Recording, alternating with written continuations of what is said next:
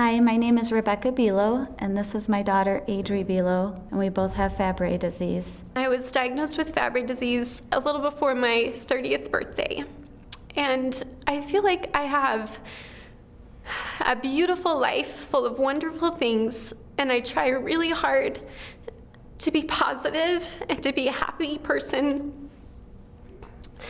But there are a few things that I would love to take out of my life, and one of them would definitely be having Fabry disease, but I think I would just love for people to know what it is. It kind of takes over some part of my life, and depends on what kind of day I'm having. My first symptom was when I was 10, and I had horrible stomach pains, but I didn't get diagnosed until 2011. I was diagnosed with Fabry when I was 30 years old. After a kidney transplant, we discovered that all the problems with the kidneys were caused by Fabry disease. I'm 39 years old. I have Fabry. I got diagnosed when I was 32 years old. I'm receiving treatment. I've been symptomatic with my disease since I've been around 11, 12 years old, and wasn't diagnosed till I was 27. Fabry disease is a new discovery in my family. After a cousin passed away, it was identified. I was 51 when I was first diagnosed, as are 11 other of my family members. I was diagnosed with Fabry when I was 25. I've been receiving treatment for it for the past 6 years. My son is 9, has been receiving treatment for it since he was 7. And my mom has been receiving treatment for it for about 3 years. It's not something that is necessarily easy to take or easy to understand when you first get the diagnosis. My younger brother Ken died from kidney failure caused by Fabry disease when he was only 37 years old. My two younger brothers, one that's 3 years younger than me, had kidney failure before I did. And so no one knew at that point why his kidneys failed. But when I hit 50, they did a diagnosis for me and found that I had Fabry disease. Then they went back and tested his kidneys biopsy and found that he did have Fabry disease. There's times that, as a mother of 4, I hurt too much to do things that my kids want to do, which makes me feel really guilty. And there's times that I worry about making sure that I am healthy enough to be able to help them when they get older, be moms and dads and take care of my grandbabies. 4 of my family members died from Fabry disease, all under the age of 50 years old. Due to Fabry, I was unable to meet my grandfather, who passed away at the age of 42. I would love to be able to plan to have another baby and not worry about whether or not my son or daughter will have the same genetic disease that I have and how that's going to affect their quality of life.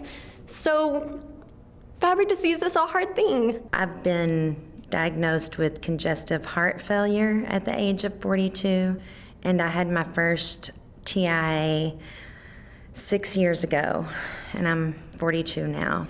My dog can also pick up on when I have a pain crisis, and he comes over to me and he lays down next to me until I take medication and it passes. But he has always picked up on that on his own, and I've had him for 7 years. I had a defibrillator and a pacemaker installed at 51. I had a heart attack at 52 and had a stent placed, and I have Fabry disease. And Adri here already has trouble when it's hot. She can't play, she doesn't sweat, so she can't play very hard, and she has to take breaks. And so there's times that she can't play with the little kids because she's too hot and she can't cool herself down. My parents took me to all the specialists and, trying to figure out because of my symptoms, what was wrong, and just all they could ever say was I was just different. They had no clue. I myself have a ton of joint pain and headaches. I have kidney disease from Fabry's disease. My son is constantly in and out of doctor's appointments. He misses school. I missed a lot of school for like treatments, and I can't really do a lot of the activities that all the rest of my friends do. Hi, my name is Taylor Hoffman, and I have Fabry disease. I was originally diagnosed with Fabry when I was 28 or so, and at that time they didn't really know a whole lot about it. So consequently, I didn't really do anything about it, and I guess how many years? 30 years later, it's kind of caught up with me now, and I've got heart issues, and in the middle of all that, I had a stroke. So it's kind of caught up with me.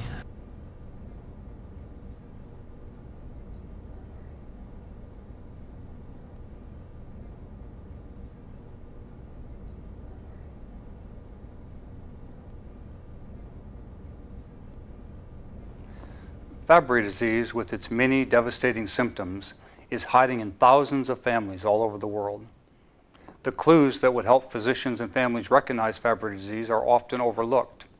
Fabry disease is often undiagnosed or misdiagnosed as many other conditions.